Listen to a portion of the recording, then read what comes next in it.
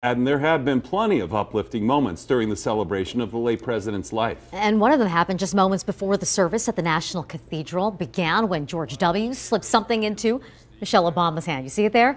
That's a mint. The two are famous friends of the mint, and sometimes a cough drop is an inside joke between them.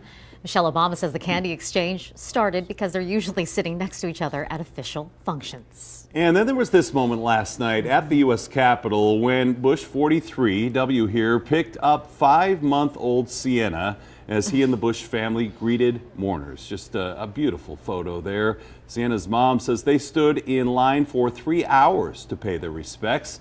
News 3's Jeff Gillen is here now with remembrances from Southern Nevadans. Good evening, everybody. To a person I met today, everybody said America has lost something in losing George H.W. Bush.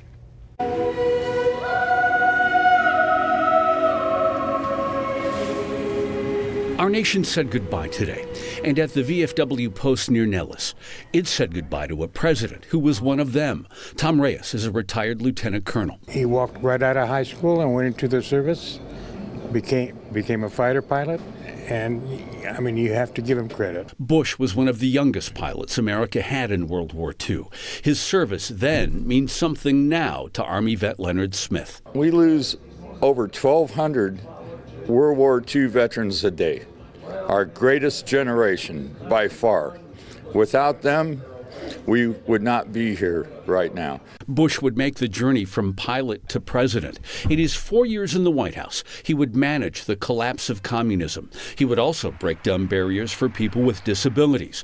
On his watch, he signed the Americans with Disabilities Act, which guarantees people with disabilities equal access. Thanks to Bush at UNLV. If you were looking at schools and you had mobility needs and accessibility needs, you couldn't find a better place than UNLV. Brian Hilbert is the director of the Disability Resource Center, which helps 1,800 students. He reflects on the president who, at the end of his life, needed a wheelchair and a service dog. He was a person who, at the height of his power, took time to invest in those that had often been forgotten, and near the end of his life, he got to be a direct beneficiary of those changes. Today was a national day of mourning in Henderson. I will remember him as one of our kindest presidents. He was a good guy. I loved the relationship that he had with his wife. He was a great man. I don't know if we'll ever have that anymore.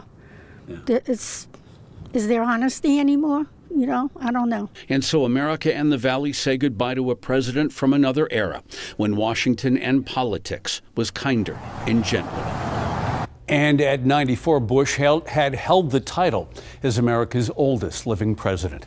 I'm Jeff Gillen, News 3. Jeff, thank you for